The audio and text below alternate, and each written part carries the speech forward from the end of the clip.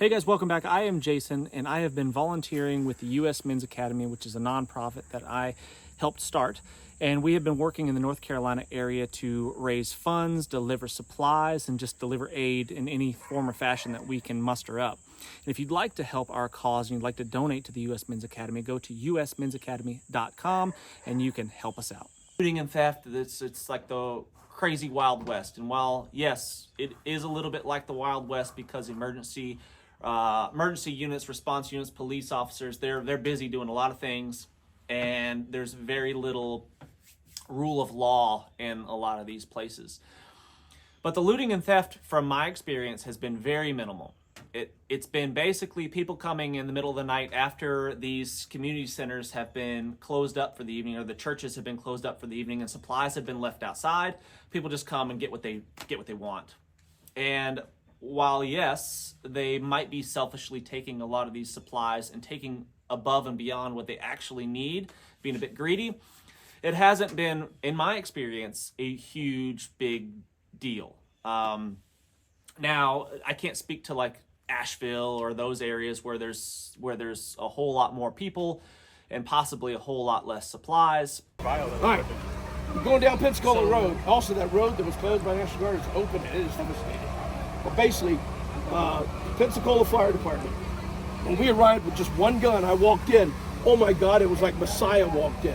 They just ground. They have National Guard there. National Guard can't do anything. They don't have guns. They don't have weapons. What's happening is people roll in with pickups, take the generators, take the gas, and roll out with it. They want security. It's a giant field. Helicopters can land there. And I said we ought to just move the whole block top. But here's the deal. Wait. Right now, one of us is there. I'll back brief. He wants to do. I said we can do it overnight because they want overnight because that's when they come in. And so basically, I said, yeah. What about the vehicle down there? Any vehicle can fit down there. It's a rough road. So you only need security tonight. You don't need. No, like that's it.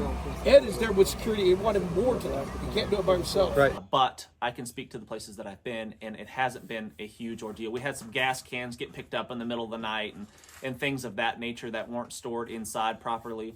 But again, these people are just taking the things that they need, most likely. People are standing guard now to protect these places. Yeah, and we have set up people in. We have made sure that people are set up to watch these supplies overnight in the places that we've been. We've had police officers volunteer to stay up overnight and just to keep an eye, just to have a presence in these areas, so it's not as easy for people just to come in. They'd have to be really brave to come in and take stuff when you've got someone posted up on guard. And these police officers are so selfless. They've come from 3 hours away because the other police officers locally are so busy. I've had great encounters with all fire departments, all police officers. I've had no issues. They've been excellent. They've been very helpful. They've come from far and wide, not necessarily just local police officers, but they've come from counties over, states over sometimes to volunteer and to help. They have some jurisdiction issues. Some of the police officers that I talked to said, yeah, they can come a county over or whatever, but they can't go too far and wide and still be under. I mean, they can volunteer personally, but they can't be a police officer if they go too far outside their jurisdiction. Local communities versus big government. The local communities have by far been the answer to people's problems. The local communities have pulled together their churches, their community centers, their whatever, the elementary schools have been these primary hubs where supplies have been flowing in and then flowing out to where they need to go.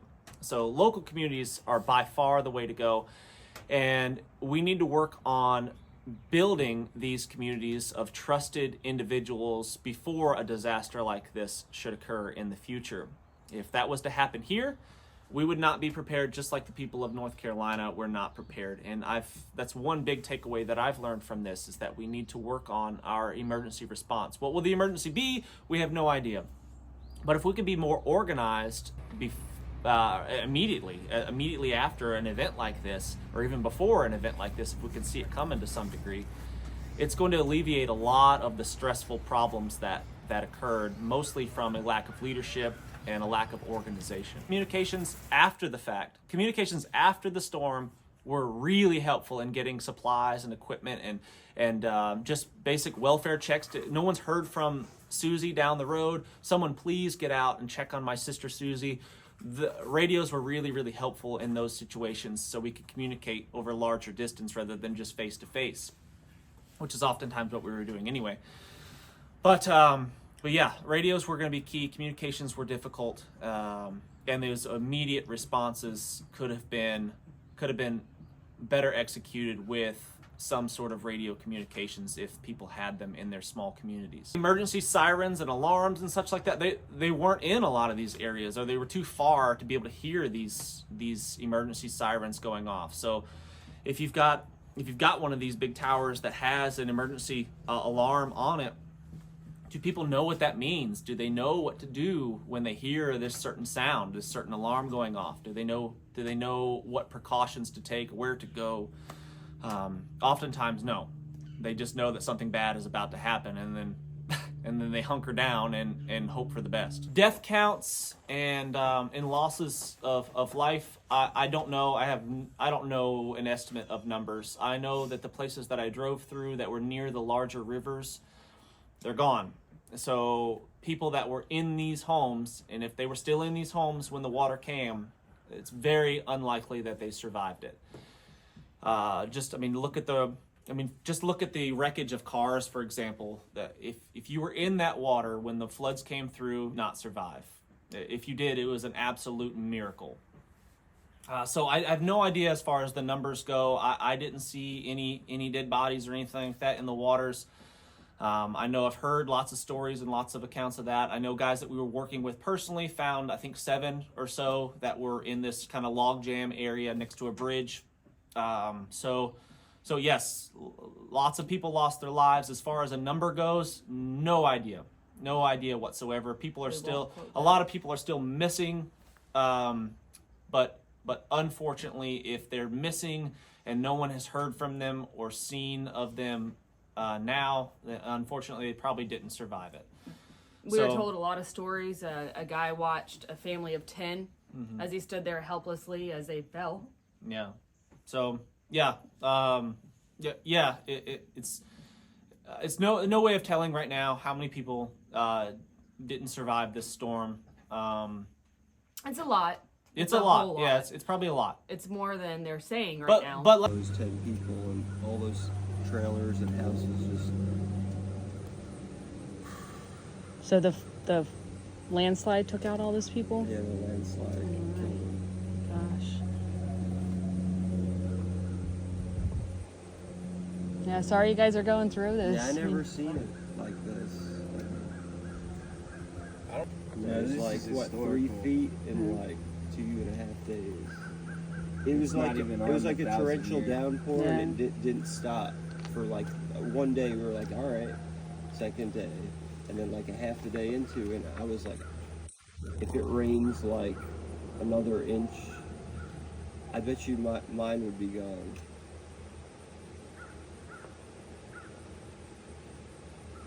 Oh.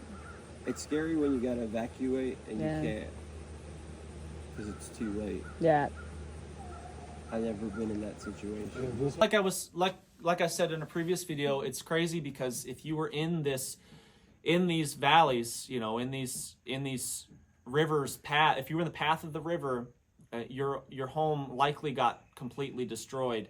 But people on hilltops or in other areas where there weren't a lot of trees around them or such, they're out there mowing their grass and they're carrying on life as normal. So it's really weird, this really strange it is. dynamic of like complete disaster and everything's fine. So yeah, I don't know. I don't have any numbers. I can't tell you what's true, what's not true. Just heard a lot of stories, a lot of very tragic stories of a lot of people just in the few areas we've been to. So I can only imagine the body count among all 6 states that were affected. Yeah. A lady that was volunteering, I can't verify, say if it's valid, but she seems pretty credible. Her husband is a retired sheriff, and people that he knew on the other county, I won't say what county, said that they were calling in and said, hey, we might need to use, it was an elementary school or a local church to use as a morgue, just because there's so many dead people that they're pulling out of the river and out of trees and out of places you don't even want to know about. Yeah, it's bad. I don't have a number. We won't give a number. Most likely the numbers that you're hearing are not true. People have estimates, but no one really knows as of now. It'll probably take a long time to figure that out. The National Guard is something else that's been talked about a lot, and I had nothing but good experiences with the National Guard. They were very helpful, very kind, wanting to be helpful, but they're oftentimes slowed down by paperwork and red tape, and they can't just jump in there like your volunteers and your Cajun Navy guys and the U.S. Men's Academy. Like we can go wherever we want and do whatever we want to do to help these people because we don't have to jump through hoops. We don't have to wait for the higher ups to approve the decision that we're trying to make. And so that oftentimes slows down their progress. But they were there. We did see a lot of National Guard presence. They had trucks coming in, hauling supplies and people and equipment and gravel to rebuild roads and all that stuff. So National Guard was definitely there. We had helicopters dropping off supplies and equipment and Chinooks and all of that. So excellent, easy to work with them, very helpful. They weren't, bulldogs coming in there trying to take over places, not at all. The National Guard actually came in with a couple of representatives to the community center where we were setting up our home base, and they said we had the smoothest, seamless, cleanest running operation that they had seen so far, and they actually asked for our assistance in some of their operations. So National Guard has... Yeah, nothing bad to say about National Guard from my experience. Now, we heard stories from people that seemed very credible that said they were taking this, they were doing this, they were dominating. Remember, every leader of every group is different. So that could have been the situation. They could have started taking and wanted to dominate because there are some guys that want to show that. Sometimes what happens is people get territorial over their area of operation, and if they're in charge, they don't want to let other units, other groups come into their area of operation and start making decisions. And you get a butting of heads. You get people with different agendas, not always the right agenda. That includes overriding locals too. Not always the right agenda, conflicting, and that slows progress as well. And that takes away from the overall overarching mission of just helping people. Egos get in the way. Stressful situations like this, egos can oftentimes cause a lot of problems and cause people to forget what it is they're actually there for in the first place. So we did witness a lot of that. We witnessed a lot of people that were stressed, that have been overworked, too many hours, too many long days, and were just trying to hang on to a little bit of order in the chaos. So oftentimes you'll hear about these confrontations amongst National Guard leaders or volunteer leaders, and they're saying you can't come in here. You can't. Yes, I mean I get it, but decisions have to be made in these situations because let's say you were turned around. Let's say you were a volunteer and you headed up to this place and you were loaded up and you had all the equipment and skills and supplies and stuff that you needed to help these people, and you got turned around and they said we don't need you. Well, maybe, just maybe, think about this, that the area had already been flooded with volunteers and supplies and equipment, and they could no longer support any more of that. These small communities can't always take on an extra 1,000 people in their area. The infrastructure can't support it, perhaps, and you might be adding to the confusion, adding to the problem that is already there. So just some of this information that's coming out, just take it with a grain of salt and try to look at it from different perspectives, perhaps, and it might clarify a little bit of the issues that were going on there. There's a lot of problems with tourism and job losses and such going forward. A lot of these areas were 100% reliant upon tourism in North Carolina. I mean, that was their bread and butter, and that's how they made their income, and a lot of these places are gone, like Chimney Rock, for example. So how will they recover from this? I don't know. A lot of people, like one of the guys that we worked with closely, he was a fishing guide, and his fishing business, his livelihood is going to be put on hold for a bit. That's for sure. Fishing in the area is not going to be a priority, and it's not going to be something that is going to be a thing for a little while. So So yeah, all these things that you don't even think about in these situations are affected. So yes, just continued support for the people in the area is going to be helpful. Donations are going to be really helpful, so we can get people the supplies and stuff that they need, so they can continue on their life despite all the chaos and disaster that's around them. Mining operations in the area, yes, because of the growing need for lithium-ion batteries for electric vehicles and things of that nature. There has been mining in the area for that because it's a place to get it in the Appalachian Mountains. So yes, that is going on there. Was the storm influenced by humans to target this area in order to make the land more available for mining? My theory is probably not. Will people take advantage of this situation? Probably yes. But I don't think, as of now, my mind could be changed, of course, but as of now, I don't think that this storm was affected, was rerouted, was paused, was put into this location simply to make the land more available for mining operations. It just doesn't seem very realistic to me. It doesn't seem like something that would be necessarily possible at this point in time. I definitely admit that I could be wrong, and I am open for suggestions and I'm open for discussion on the subject, but I do not think that that's what happened here. I do think that mining operations, people that own these types of businesses, will take advantage, perhaps, of this situation. Yes, I do think that that will happen, but I don't think it was caused by these individuals or these corporations. I do know that other channels that have been wiped off the internet for talking about things like this, but it is true. There are patents that exist. So my wife and I have created an acronym that we use to vet people, to bring people into our community, and it's trust. TRUST.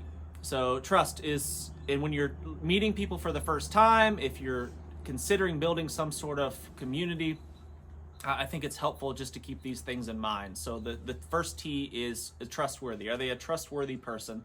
And establishing whether they're a trustworthy person or not is only developed through time and spending time with these people. And do they do what they say they're going to do? Times and bad. We want to surround ourselves with quality people that we can count on. The second letter. Trust. And some of these are intertwined and overlap. I get that, but it just helps people. It helps you keep a good frame of reference and helps you stay on track when you're trying to vet these people. R is reliable. Do they show up? Are they the guy that's always there on time? And do they do what they say they're going to do? U is for useful. Do they have skills? Do they have knowledge? Can they do things and stuff? Are they a dentist? Are they a doctor? Are they a mechanic? Are they a plumber? Can they do things? Are they a useful individual? If they possess zero skills, then maybe they're not going to be a valuable person to have in your community. That's what teachable comes into. Maybe they're not going to be a valuable member of your community, but not necessarily, and we'll get to that. S is for suitable. Do they share similar values and beliefs? Because if they don't, right off the gate, it's going to make things more difficult. In good times and in stressful emergency times, it's going to make things really difficult if they don't share the same values and beliefs that you do. TRUS. Useful, teachable. Yeah, and the last T would be teachable. And so going back to somebody with skills, if they're lacking in those skills, are they at least teachable? Are they willing to accept that they don't know everything? Can you show them how to do things and they accept that instruction? Because if you come across somebody that knows it all, that can do everything and doesn't need any help with anything, that's probably going to be a difficult person to work with. That's at least in my experience. So anyway, community is going to be the biggest thing, guys. Build your communities now, work on communications plans, and get ahead of some of this stuff before you actually have to utilize these skills and equipment and knowledge that you might have. Closing the video. All right. Thanks so much for watching, friends. I really do appreciate it. Please hit the thumbs up. Subscribe if you haven't done so already to the channel. I'm really grateful for that. And please share this video with somebody, anybody. It does not matter who you share it with, but it's really helpful if you do so. What? Oh. Okay. So again, thanks so much for watching, and we will see you on the next one. Guys, what are some of the craziest rumors that you've heard going around through the grapevine about this storm, Hurricane Helene, that has just wreaked havoc in the North Carolina, Tennessee areas? Let me know that in the comments section. Please take a second to subscribe, and please share this video with somebody, anybody, it doesn't matter. If you'd like to donate to help the people that have been affected by this storm, please donate to the U.S. Men's Academy. That is an organization, a nonprofit that I am directly working with. I helped start this program, and if you'd like to send some money that way so we can help these people with the relief effort, please donate to the U.S. Men's Academy. And the link will be in the description. We'll also put it in the comments section.